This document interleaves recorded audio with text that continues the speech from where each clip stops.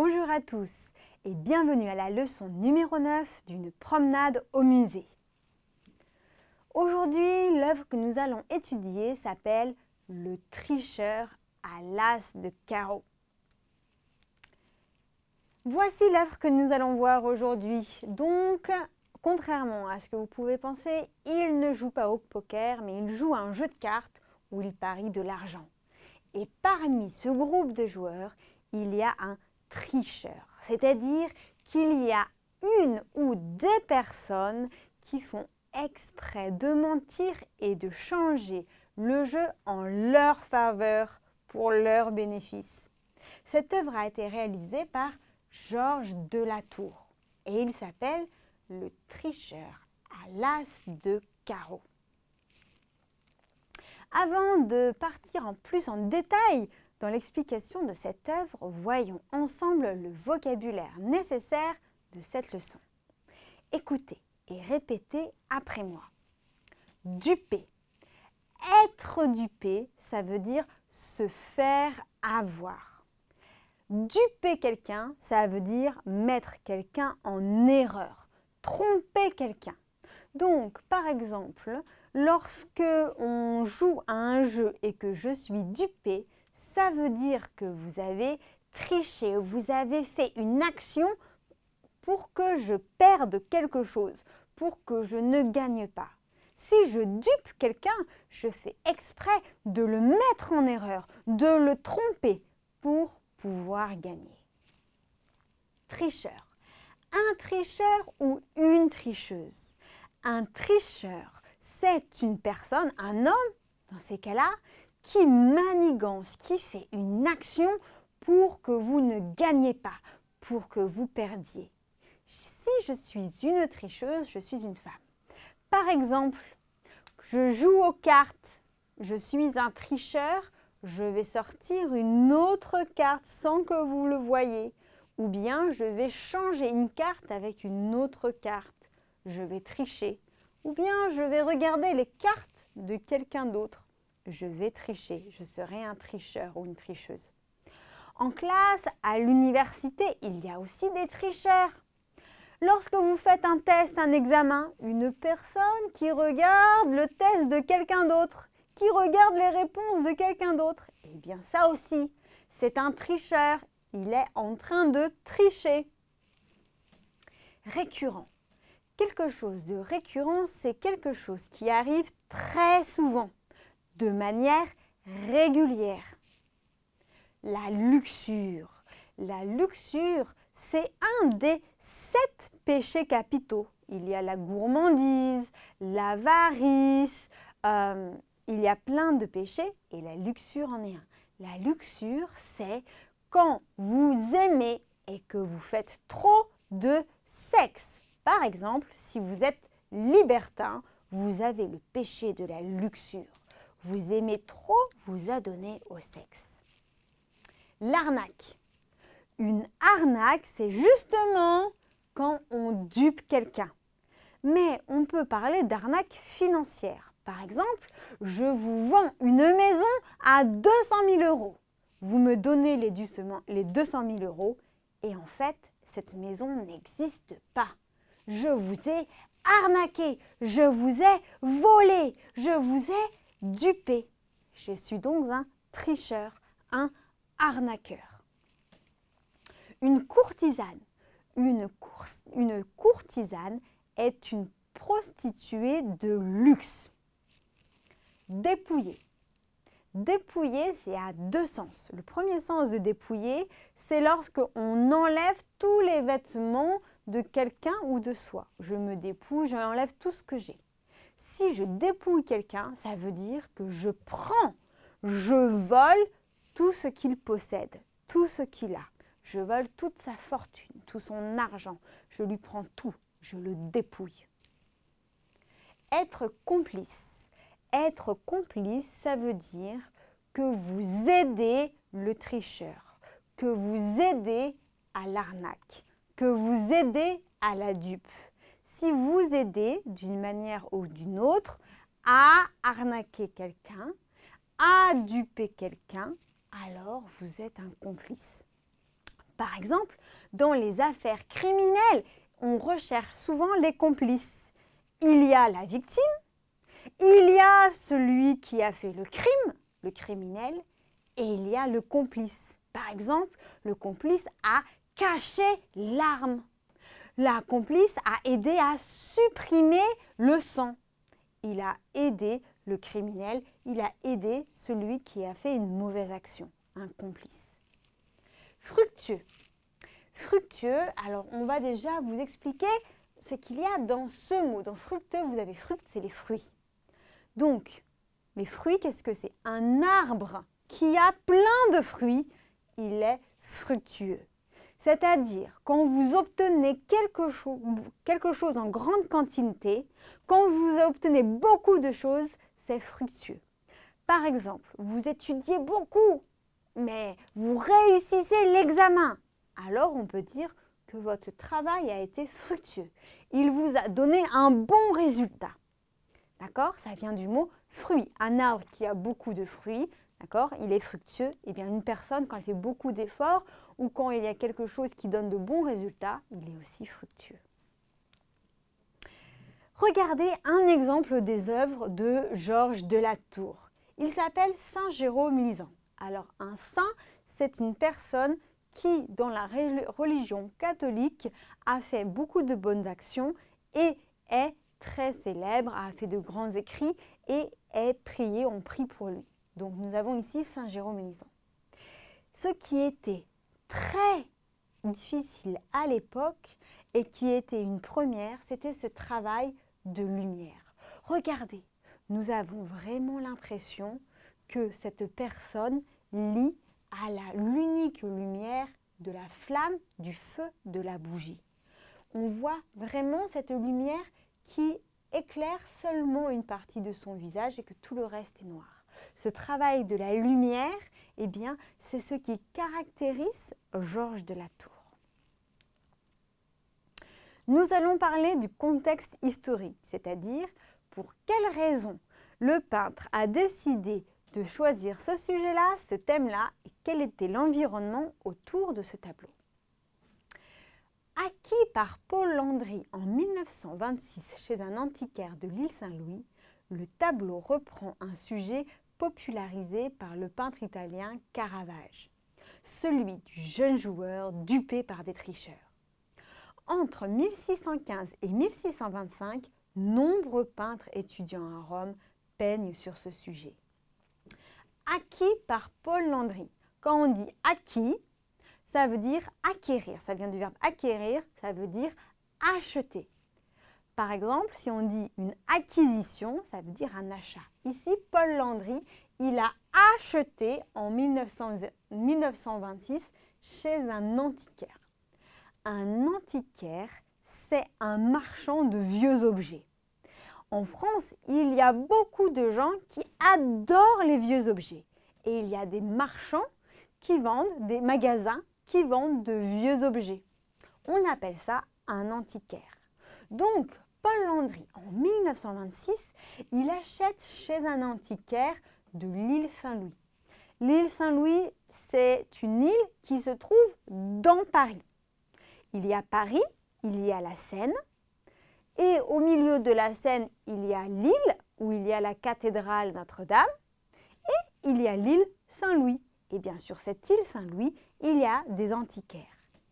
Et Paul Landry a acheté dans un magasin qui se trouvait sur cette île le tableau qui s'appelle Les Tricheurs. Le tableau reprend un sujet popularisé par le peintre italien Caravage. Le tableau reprend le sujet popularisé. Popularisé, ça veut dire devenu populaire, devenu célèbre. Par exemple, je peux dire que cette star a été popularisée par la chanson blablabla. C'est-à-dire que cette chanteuse ou ce chanteur est devenu célèbre grâce à cette chanson.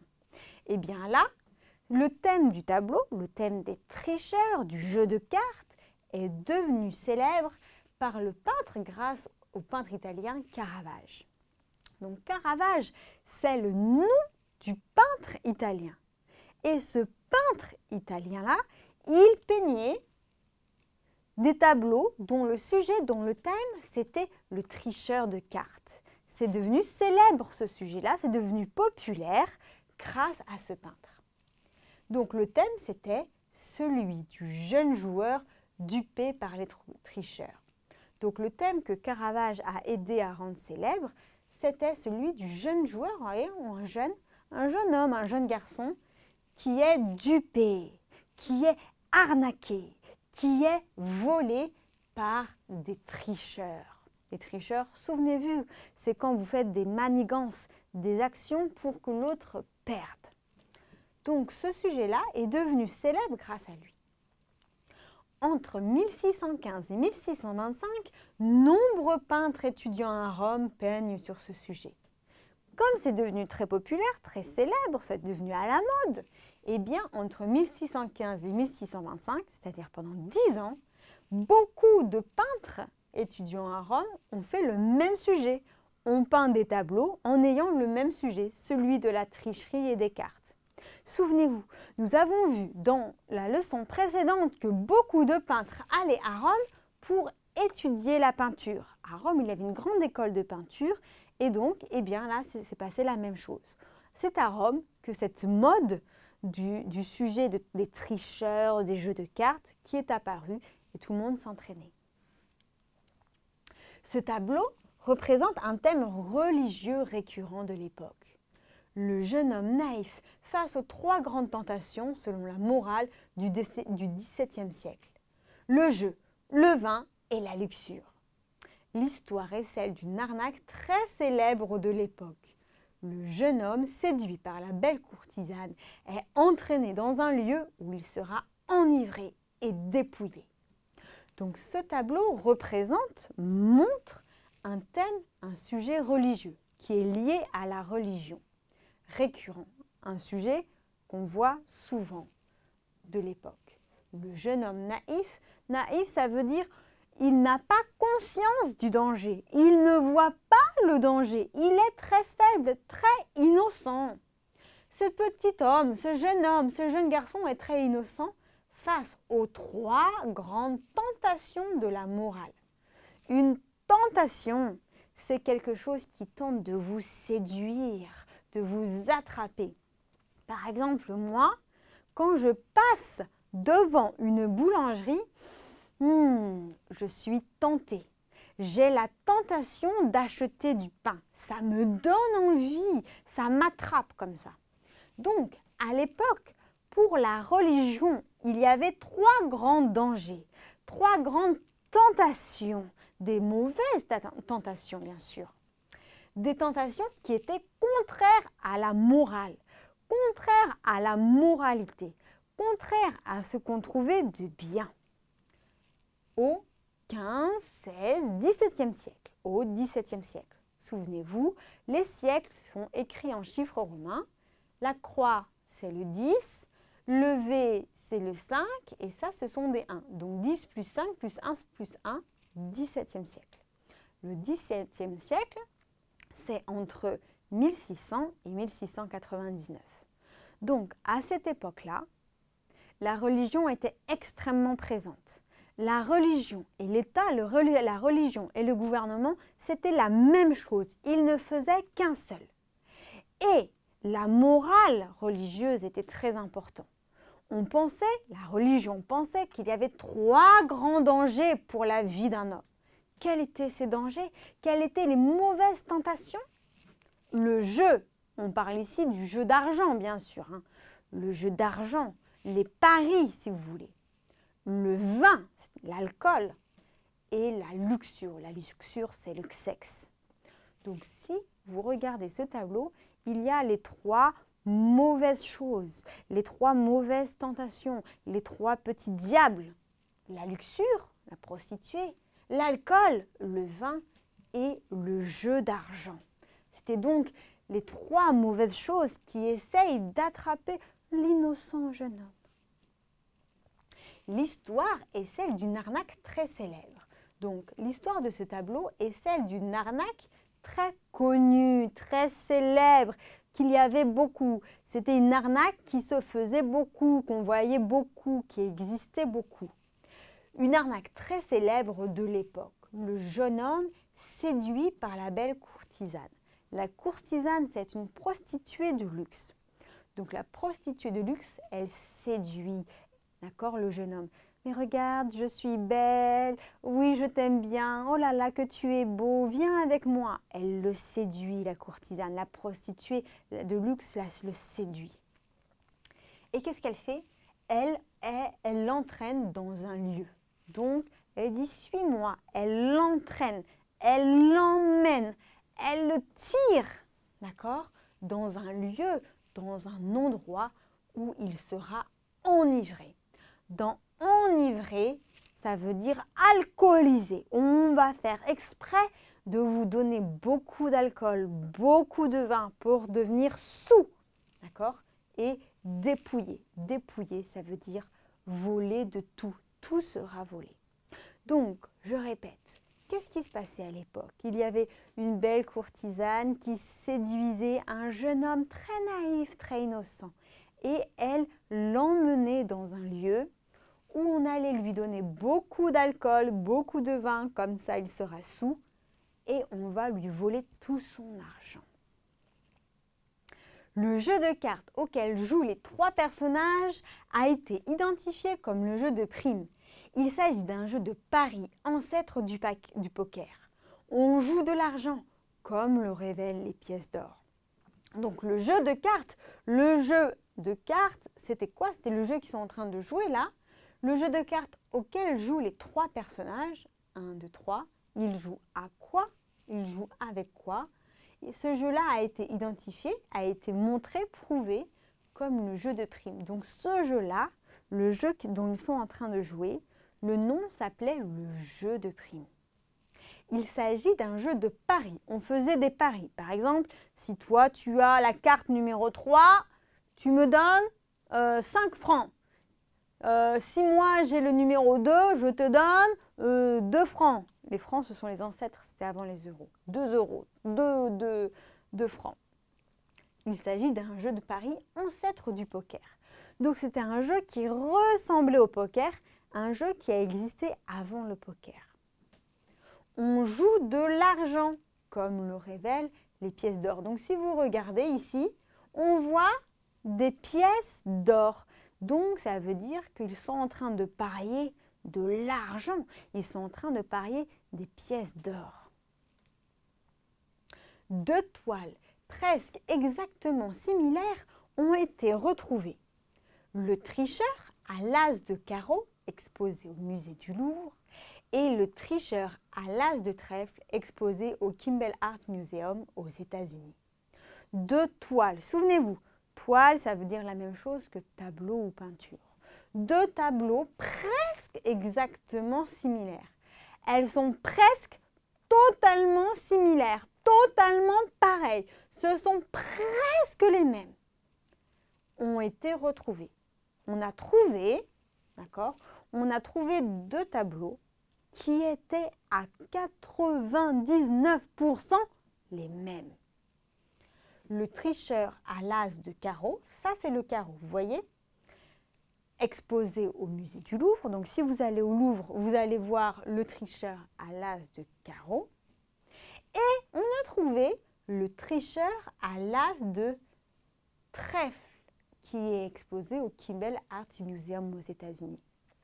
Donc on a 2 tableaux quasiment les mêmes, mais il y en a un, la carte c'est le carreau et l'autre, la carte, c'est le trèfle. Donc, on a des noms différents. L'un, c'est le tricheur à l'as de carreau et l'autre, c'est le tricheur à l'as de trèfle. Quasiment les mêmes, mais pas les mêmes cartes. Regardez, nous voyons les 2 tableaux, les 2 modèles que nous avons retrouvés.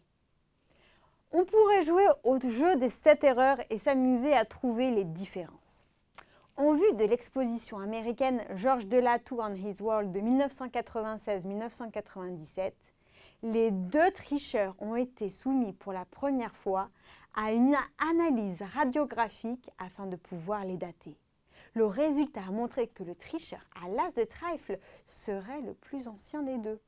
Donc, en vue de. En vue de, c'est une expression pour dire dans le but de, afin de, pour l'exposition américaine, d'accord, pour l'exposition aux États-Unis, pour l'exposition américaine dont le titre de l'exposition était Georges Delatour and His World de 1996-1997, les deux tricheurs ont été soumis, ça veut dire ils ont enduré, ils ont eu pour la première fois à une analyse radiographique. Dans radiographique, vous avez radio, c'est-à-dire que ça se fait souvent, hein, on a passé les tableaux au rayon X, on leur a fait un X-ray, d'accord? Ils ont passé une radio.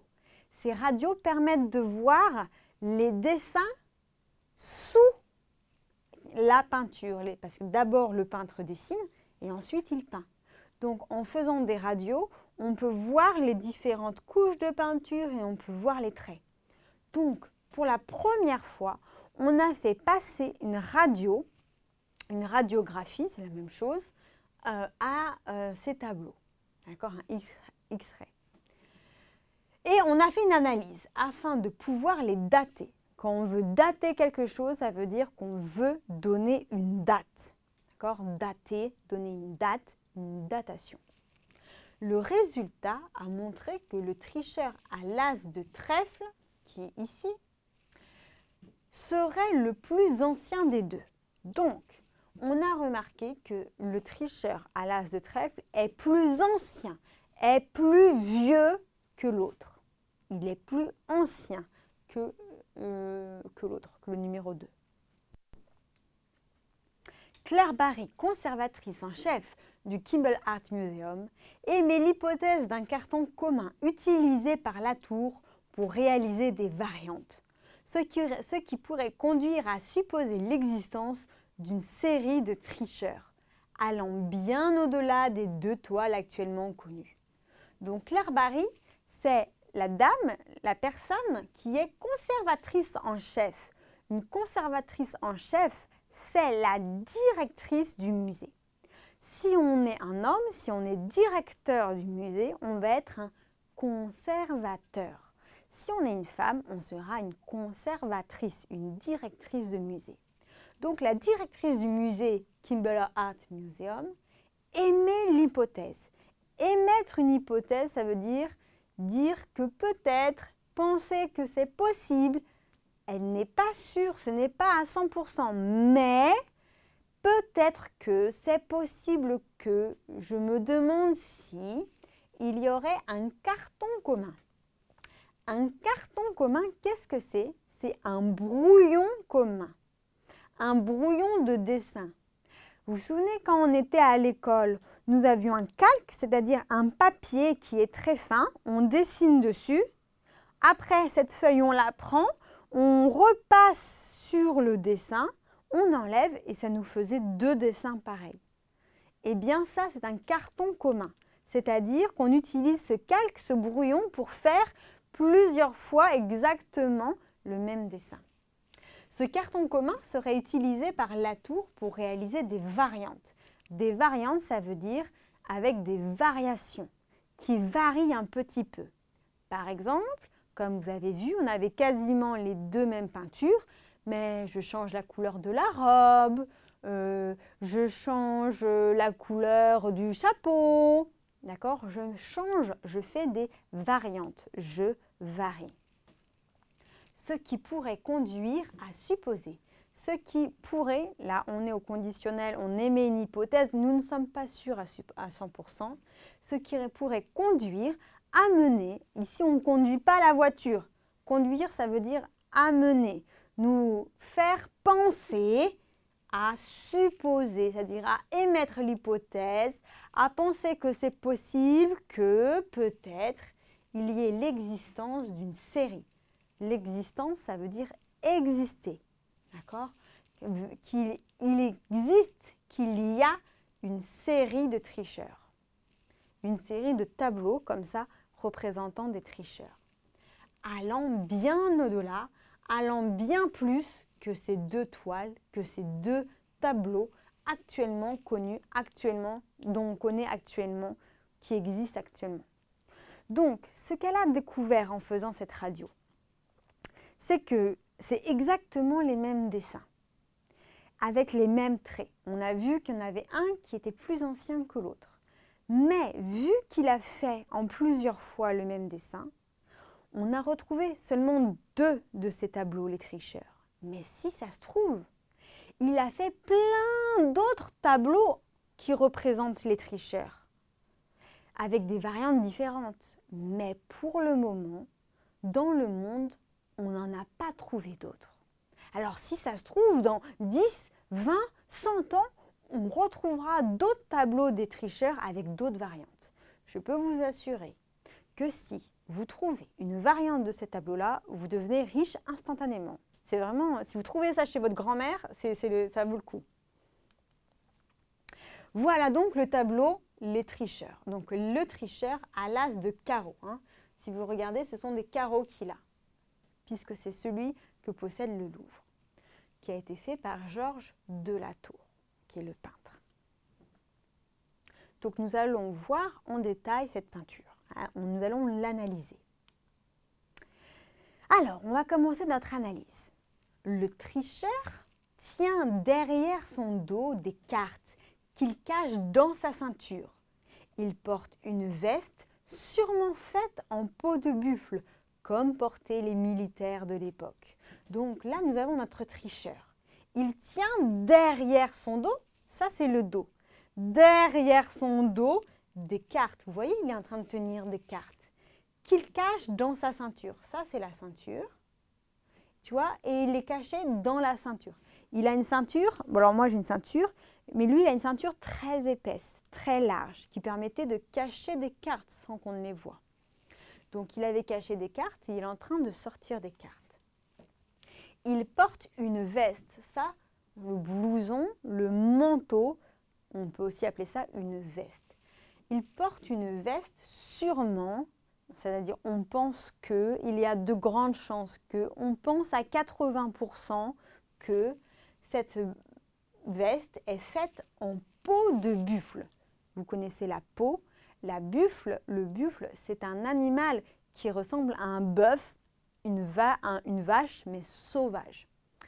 Donc, pourquoi? Parce que souvent, c'était ces vestes en peau de buffle que portaient les militaires, les soldats, l'armée de l'époque. À cette époque-là, l'armée, les soldats avaient des vestes, avaient des manteaux avec de la peau de buffle. Pourquoi? Parce que la peau de buffle est très épaisse et donc ça protégeait du froid, de la pluie, c'était imperméable. Regardons en détail, vous voyez, il sortait de sa ceinture les cartes du carreau. La servante maintenant, passons à la servante. Regarde-t-elle le spectateur ou le jeune homme? Ses cheveux sont tenus par un bandeau. Elle a un corset bleu avec un large décolleté. Pourquoi ne sert-elle qu'un seul verre? Donc on voit la servante. Est-ce qu'elle regarde nous, le spectateur, le public, ou est-ce qu'elle regarde le jeune homme? Il est difficile de savoir ce qu'elle regarde. Ses cheveux sont tenus par un bandeau. Vous voyez ce chapeau, on peut aussi appeler ça un bandeau, car c'est très serré. Elle a un corset bleu. Vous voyez le corset? C'est ce qui tient la poitrine des femmes. Il est bleu avec un large décolleté. Le décolleté, c'est ce qu'on voit. Pourquoi ne sert-elle qu'un seul verre? Regardez bien. Elle a son bandeau, elle a un grand décolleté, ça veut dire que son vêtement est très ouvert.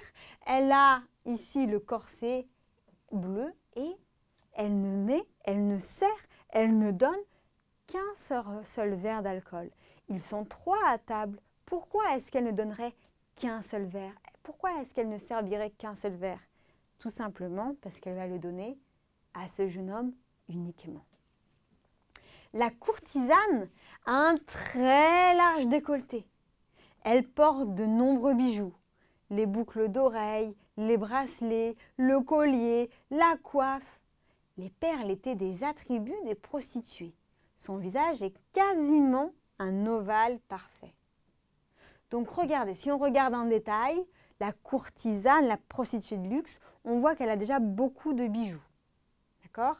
Elle a les bijoux, elle a le collier, elle a les boucles d'oreilles et même à sa coiffe. La coiffe, c'est-à-dire ce qui tient la coiffure, ce qui vous coiffe sur les cheveux.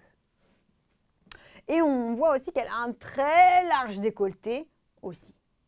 Et si vous regardez bien, tous ces bijoux, ce sont des perles. Les perles étaient des attributs. Des attributs, ça veut dire des accessoires. Des accessoires qui étaient en général les accessoires des prostituées. Et son visage, c'est quasiment un ovale parfait. On dirait presque un ovale à 100%. Passons maintenant au jeune homme. Le jeune homme, son visage est joufflu et poupin, ce qui lui donne un air naïf et de mollesse. Regardons en détail.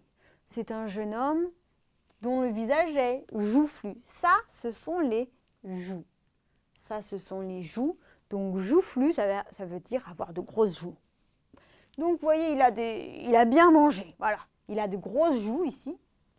Il est joufflu. Il est poupin. Un poupin, ça veut dire qu'il fait très bébé. On dirait un gros bébé, en fait. D'accord? On dirait un gros bébé qui est tout jeune. Ce qui lui donne un air naïf, ce qui lui donne un air innocent, faible et de mollesse.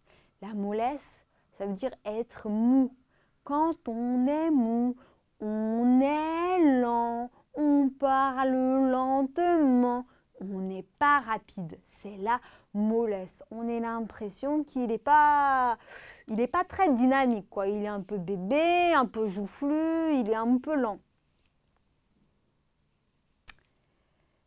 Et regardez, il y a beaucoup de pièces d'or devant lui. Montre sa richesse. Il est vêtu de manière somptueuse. Donc juste devant lui, il y a des pièces d'or. Et il y en a beaucoup. Les pièces à l'époque étaient vraiment en or. Alors que maintenant, les pièces ne sont plus en or. Là, il avait beaucoup de pièces d'or. Donc ça montre à quel point il était riche. Et si vous regardez ses vêtements sont beaucoup plus luxueux que les vêtements des autres personnes. Rien que le tissu, on voit qu'il est un peu bling bling. Ça brille, on dirait du satin, il a des petits rubans dans tous les sens. Vraiment, on voit qu'on dirait un petit prince. Maintenant, nous allons nous intéresser au jeu des regards. Le jeu de regard est très important pour montrer la complicité des trois arnaqueurs. Les motifs du ruban, de la robe, de la serveuse et du tricheur sont les mêmes, ce qui démontre une relation peut-être amoureuse. Donc regardez, le jeu de regard est très important pour nous montrer, pour qu'on comprenne la complicité, pour qu'on comprenne qu'ils sont complices, qu'ils font partie du même groupe de voleurs. C'est le même groupe d'arnaqueurs, d'accord? Ils font partie d'un seul groupe, des trois arnaqueurs. Regardez, la servante qui regarde le jeune homme, la courtisane qui regarde la servante, le tricheur qui regarde le jeune homme, et le jeune homme, lui, il voit rien à part ses cartes. Et il y a une autre chose qui nous montre à quel point ces trois-là sont liés et qu'on pense qu'ils sont dans le même groupe d'arnaqueurs. Ce sont les motifs du ruban. Regardez, il y a le décolleté de la serveuse, vous voyez, qui est rouge avec des petits points dorés. Et là, qu'est-ce qu'on voit? L'arnaqueur, le tricheur, lui, il a aussi un col rouge à petits pois dorés. Exactement le même. Donc, les motifs, les dessins du ruban, de la robe de la serveuse et du tricheur sont les mêmes. Donc, vous savez, à l'époque, c'était rare d'avoir les mêmes tissus comme ça, puisque les vêtements, ça ne s'achetait pas comme ça. Les pauvres, ils devaient fabriquer leurs vêtements, ils ne pouvaient pas se les acheter. Donc, si vous aviez les mêmes tissus, peut-être que ça montre, que ça démontre, que ça prouve une relation amoureuse. Peut-être qu'en fait, la serveuse et le tricheur étaient peut-être un couple et que le couple faisait exprès de faire semblant de ne pas se connaître pour arnaquer le jeune homme naïf. On le voit, ils avaient même les mêmes habits. Le spectateur est-il un témoin ou un autre complice? Selon l'interprétation du regard du tricheur et de la serveuse, l'opinion diverge. Donc le spectateur, le public. Est-ce que nous sommes un témoin, c'est-à-dire nous voyons qu'il est en train de se faire arnaquer? D'accord, on le voit, on est un témoin, on le comprend visuellement en regardant. Ou est-ce que nous aussi, nous sommes un complice? Est-ce que nous aussi, regardez bien, nous faisons partie du groupe, nous sommes à la table en train d'essayer d'arnaquer ce prince, ce jeune homme-là? Est-ce qu'on le voit mais de l'extérieur ou est-ce que nous aussi nous participons et nous sommes à cette table? Si vous regardez, Georges de La Tour a fait exprès, là, le siège est comme vide. On a un peu l'impression, nous aussi, d'être autour de cette table. On ne voit pas la fin de la table. Donc, selon l'interprétation, selon la signification, selon la manière dont nous donnons un sens du regard des tricheurs et de la serveuse, l'opinion, la manière, la vie, ce qu'on pense diverge. Diverge, ça veut dire différent. Diverger, ça veut dire être différent. Avoir le même opinion, ça veut dire converger. Converger, diverger. Diverger, différent, et converger, le même, qui va dans le même sens. Donc regardez, si je pense que la servante regarde le jeune homme et que le tricheur regarde le jeune homme et que la courtisane le regarde, je considère que je suis un témoin. Ils ne me regardent pas, ils se regardent entre eux, je suis témoin. Si par contre, j'ai l'impression que la serveuse me regarde, et si j'ai l'impression que le tricheur me regarde comme s'il allait me faire un clin d'œil, alors dans ce cas-là, ça veut dire que moi, je suis complice. Je suis aussi à la table. S'il me regarde, c'est comme s'il me dit « Allez, vas-y, allez, arnaque-le, vas-y !» Je suis complice. Si par contre, j'ai l'impression qu'il ne me regarde pas, je suis témoin. Donc, c'est selon votre opinion, selon ce que vous ressentez quand vous voyez ce tableau-là. Est-ce que vous avez plutôt l'impression que la serveuse le regarde lui ou elle nous regarde nous? C'est à vous de voir. Pareil pour l'arnaqueur. Ça dépend des personnes. Certains se basent aussi sur la cartomancie pour expliquer la distribution des cartes. Le peintre a caché du sens partout dans son tableau. Il y a les regards, il y a les petits motifs, il y a les perles des prostituées, les vêtements, mais il y a aussi les cartes. Les nombres des cartes, ce n'est pas pour rien. Pourquoi lui, il n'a pas un 2 de carreau? Pourquoi lui, il n'a pas un 10 de trèfle? Pourquoi? Parce que le peintre s'est basé sur la cartomancie. La cartomancie, c'est les personnes qui pensent, qui croient que les chiffres ont une signification, que les chiffres des cartes ont une signification, que les cartes ont un sens caché. Par exemple, il y a beaucoup d'endroits en Corée où il y a des personnes qui font le tarot. Le tarot de Marseille, c'est vous tirez une carte, 2 cartes, 3 cartes. Vous avez tiré le pendu. C'est vraiment mauvais signe. Vous allez tous devenir fous avant la fin de l'année. Donc, c'est quand vous jouez au tarot, quand on vous tire les cartes, c'est de la cartomancie. Ici, ce n'est pas avec du tarot, mais on peut aussi donner de la signification aux cartes. On peut croire en la signification des cartes, même si ce n'est pas du tarot. Et donc, regardons ça en détail. Le tricheur tient les carreaux, désignant l'argent. Et l'as annonce une opération fructueuse. Ici, la tricherie, le 7, son succès. Le jeune homme, lui, a le 6 de pique. signe de malheur et de lutte contre le destin. Donc là, ce sont les cartes du tricheur. Il tient les carreaux. Souvenez-vous, les carreaux, c'est ça. D'accord? Donc, il tient les carreaux. Qu'est-ce que c'est le carreau? Ça désigne le sens du carreau, ça veut dire l'argent. Si vous avez des carreaux, le sens, c'est l'argent. L'as, donc l'as, c'est ça. L'as, c'est quand vous avez seulement un. Un, c'est l'as. L'as annonce une opération fructueuse.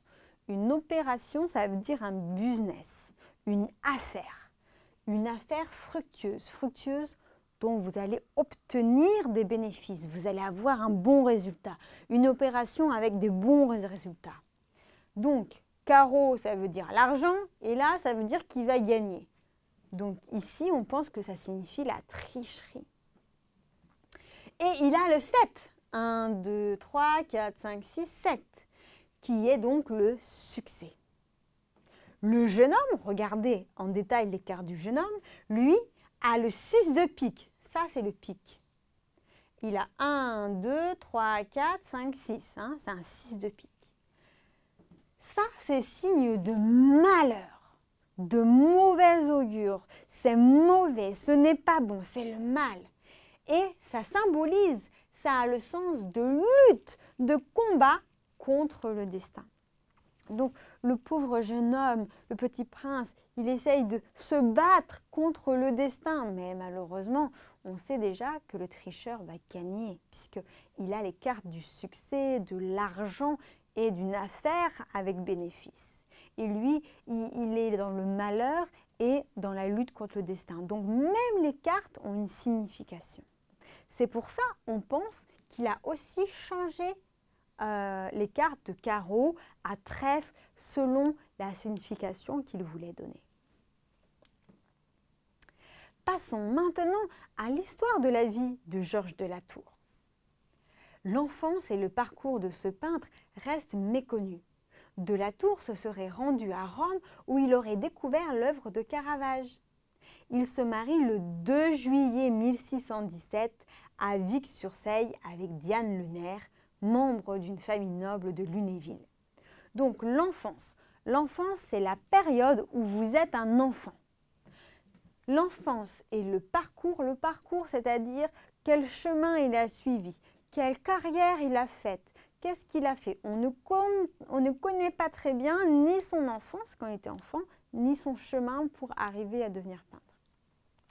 L'enfance et le parcours de ce peintre restent méconnus. Donc, connu, ça veut dire savoir, connaître. Mais, c'est le contraire. Donc, méconnu, mal connu, qu'on ne connaît pas. On ne connaît pas encore l'enfance et le parcours de Georges de la Tour. Rappelez-vous, hein, à l'époque, il n'y avait pas les réseaux sociaux, les gens n'écrivaient pas qui ils étaient tout le temps. S'ils n'écrivaient pas des lettres, on ne peut pas savoir. Parfois, c'est très difficile de retrouver le courrier de quelqu'un, c'est très complexe. En 1593, même le français n'avait pas encore des règles de conjugaison à l'époque. Donc c'est pour vous dire à quel point même l'écriture, c'était rare à l'époque. Donc de la Tour se serait rendu à Rome, serait allé à Rome où il aurait découvert l'œuvre de Caravage. Il aurait découvert, il aurait vu, il aurait appris l'œuvre, c'est-à-dire tous les tableaux, l'art de Caravage. Vous vous souvenez, Caravage, c'est le peintre italien qui a le premier eu l'idée de peindre des tableaux sur la tricherie. Et après, ils sont vraiment devenus à la mode. Donc, comme d'habitude, beaucoup de peintres français sont allés à Rome pour étudier la peinture. Il se marie le 2 juillet 1617 à Vic-sur-Seille avec Diane Le Nerf, membre d'une famille noble de Lunéville. Donc Lunéville, c'est une petite ville qui est dans l'est de la France, vous voyez, qui est proche de l'Allemagne. Donc il se marie avec une noble, un membre noble. Un membre, c'est une personne qui fait partie d'une communauté. Donc il s'est marié avec une femme qui avait de l'argent, qui était noble. En 1620, il reçoit le titre de bourgeois de la ville. Il devient l'un des habitants les plus riches de Lunéville et reçoit de nombreuses commandes de la bourgeoisie et de la noblesse. En 1620, il reçoit le titre de bourgeois. Le titre, ça veut dire le statut social. On dit maintenant, officiellement, vous êtes un bourgeois. Alors, un bourgeois, qu'est-ce que c'est? C'est une personne qui fait partie du milieu aisé, du milieu riche. Maintenant, on ne dit pas « bravo, tu es bourgeois, félicitations, voilà ton titre pour légaliser le fait que tu es bourgeois ». Mais à l'époque, c'était officiel. C'est-à-dire qu'on venait, on disait maintenant, à partir de maintenant, tu es un bourgeois, on doit t'appeler monsieur le bourgeois, c'est ton statut social. Le bourgeois, c'est quelqu'un qui a de l'argent. Il devient l'un des habitants. Un habitant, c'est une personne qui habite ce lieu.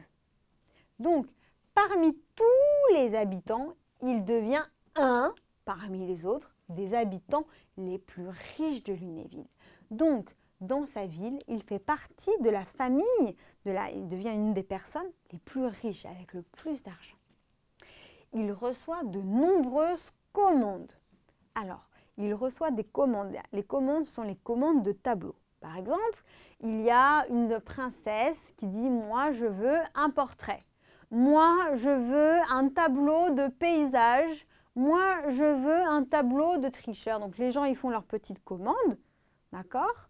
Et il l'envoie, et lui, il réalise les tableaux, il se fait payer, et il envoie les tableaux.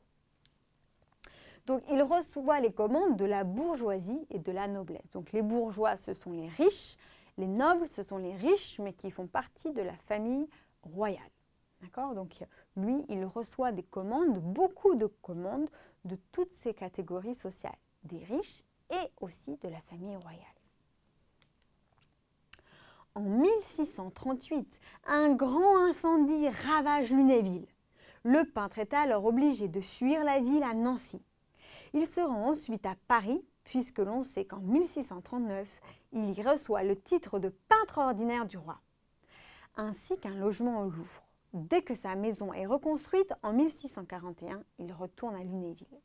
Donc en 1638, il y a un grand incendie, il y a un grand feu. Incendie, ça veut dire feu, qui ravage. Ravager, ça veut dire qui détruit, qui supprime quasiment tout Lunéville, toute la ville. Le peintre est alors obligé de fuir, de s'enfuir, de partir en vitesse de la ville pour aller à Nancy. À l'époque, il y avait beaucoup d'incendies, beaucoup de problèmes de feu, beaucoup de maisons étaient faites en bois et les gens se chauffaient avec du feu.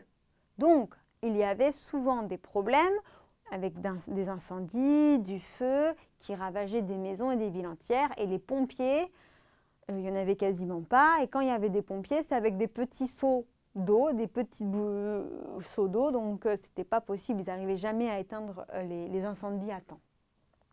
Il se rend ensuite à Paris. Il se rend, il va à Paris. Quand vous utilisez le verbe se rendre, ça veut dire aller. Je rends un livre, je redonne un livre. Je me rends, ça veut dire je vais à. Se rendre, ça veut dire aller à. Rendre quelque chose, ça veut dire redonner. Donc lui, il se rend, il va ensuite à Paris, puisque l'on sait, puisqu'on a appris qu'en 1639, il y reçoit le titre de peintre ordinaire du roi. Donc, une fois de plus, on lui donne le titre, bravo, c'est comme un petit diplôme, bravo, vous devenez peintre ordinaire du roi. Alors, ordinaire, ici, ça veut dire officiel. Vous devenez peintre officiel du roi. Souvenez-vous, les peintres officiels du roi, ça veut dire que seulement lui, uniquement lui, a le droit de peindre le roi et sa famille proche, le roi, la reine, les enfants. Donc, il reçoit ce statut-là, il reçoit ce titre-là, ainsi qu'un logement au Louvre. Un logement, c'est une habitation, un appartement au Louvre. Alors, le Louvre, attention, le Louvre, ce n'était pas le musée qu'on connaît maintenant. Le Louvre, c'était le château du roi, c'était le palais du roi. Je répète, le Louvre, c'était là où habitait le roi. C'était là où vivait tout le roi. C'était le palais du roi. D'accord ? Donc d'ailleurs, on appelle ça encore les Tuileries, on appelle ça aussi le palais du roi, le palais du Louvre. Une fois que Versailles est construit, le roi va déménager du Louvre à Versailles. Mais avant que Versailles ne soit construit, le roi habitait au Louvre. Donc, le peintre, non seulement il avait son titre de peintre légal du roi, mais il avait aussi obtenu un appartement gratuit dans le palais du roi. Donc, c'est extraordinaire. Dès que sa maison est reconstruite, donc construite, ça veut dire fabriquer, ça veut dire encore. Donc, quand on a refabriqué sa maison, en 1641, il retourne à Lunéville. Donc lui, Georges de la Tour, il n'est pas très ambitieux. Dès que sa maison est reconstruite à Lunéville, lui, il dit « Le roi, t'es gentil, mais au revoir. Louvre, au revoir, moi, je rentre chez moi. » Et là, nous avons une image de ce que aurait dû ressembler le Louvre. C'était les premiers plans, les dessins qu'on avait imaginés pour le Louvre. Georges de la Tour meurt d'après son acte de décès d'une pleurésie le 30 janvier 1652 à Lunéville. Mais il semblerait que ce soit en réalité d'une épidémie. Sa femme Diane et son valet Jean subissent le même sort. Donc Georges de la Tour meurt, décède d'après son acte de décès. Un acte de décès, c'est le papier légal où on marque à quelle date les gens sont morts. Même maintenant, quand on naît, quand un bébé naît, on fait un acte de naissance. Mon fils ou ma fille est né le blablabla. Et quand on décède, on doit aller faire un acte de décès. Le mot acte ici, c'est le document légal. En général, en France, chaque fois qu'un document est légal, on appelle ça un acte. Un acte de divorce, un acte de mariage, un acte de décès, un acte de naissance. Donc, comment on sait qu'il meurt de la Tour? Car on a retrouvé le papier légal avec la date de sa mort. Il meurt d'une pleurésie. Alors, la pleurésie, c'était le nom d'une maladie de l'époque. Maintenant, on appellerait ça une angine, c'est-à-dire un rhume où on a du mal à respirer, où nos poumons sont encombrés, nos poumons sont pleins, on n'arrive pas à respirer. Mais à l'époque, ils appelaient ça une pleurésie. Maintenant, on appellerait ça une angine ou un rhume. Et il est décédé le 30 janvier 1652 à Lunéville. Mais en réalité, il semblerait, on croit que ce soit en réalité d'une épidémie. Le coronavirus, c'est une épidémie, c'est-à-dire une maladie qui va partout, dont beaucoup de personnes souffrent, une épidémie. D'accord? Donc en réalité, on pense que ce n'est pas une pleurésie, mais une épidémie. Pourquoi? Parce que sa femme, Diane, et son valet, le valet, c'est la servante, c'est quand c'est une fille, le valet, c'est quand c'est un homme. Si votre servante est un homme, on appelle ça un valet. Donc, c'est pour ça que vous avez le valet de parking, c'est-à-dire qu'il y a quelqu'un qui vient vous aider, et en général, c'est un homme. Donc, comme c'est un homme qui vient vous aider, on appelle ça le valet. Parce qu'à l'époque, en France, les hommes qui étaient servantes, on appelait ça des valets. Donc, comment on sait qu'il est mort d'une épidémie en réalité? Parce que sa femme et son valet subissent le même sort. Subissent le même sort, ça veut dire meurent de la même chose. Le sort, ça veut dire de la même manière. Ils subissent, ils ont la même chose. Donc, en un mois, il y a Georges de la Tour, sa femme et son valet qui meurent, tous. Donc, si en un mois, toute une famille meurt de la même chose, on pense que ce n'est pas vraiment un rhume ou une angine, mais plus une épidémie dont on ne sait pas. Il faut savoir qu'à cette époque-là, on n'a même pas encore conscience de virus ou d'épidémie ou de bactéries ou d'hygiène. Vraiment, on n'a pas du tout cette conscience-là. Les gens meurent et vivent et on ne va pas chercher plus loin. Mais on pense maintenant que c'est une épidémie qui les a tous tués malheureusement. Son œuvre sombre rapidement dans l'oubli. La tour est particulièrement célèbre pour les effets de clair-obscur qu'il introduit dans ses tableaux. Donc son œuvre sombre, sombre ici ça veut dire tomber, chuter dans l'oubli. Oubli, ça veut dire oublier. Malheureusement, comme je vous l'ai dit, Georges de la Tour, il n'était pas très ambitieux. Il est parti du Louvre assez rapidement, il est rentré chez lui à la campagne et il n'écrivait pas beaucoup, il n'était pas très orgueilleux, on ne sait pas beaucoup de choses de lui. Alors, dès qu'il est mort, eh bien finalement, plus personne ne s'est intéressé à lui. Et toute son œuvre a disparu des expositions. Il n'était plus célèbre. La tour est particulièrement célèbre pour les effets de clair-obscur. Donc maintenant qu'il est revenu à la célébrité, des siècles après, quand on a redécouvert ses tableaux, il est devenu célèbre pour ce clair-obscur. Vous vous souvenez, le clair-obscur, c'est ce jeu entre la lumière et l'obscurité, ce qui est sombre, ce qui est noir. C'est lui qui l'a introduit dans ses tableaux, introduit comme une introduction qui a commencé.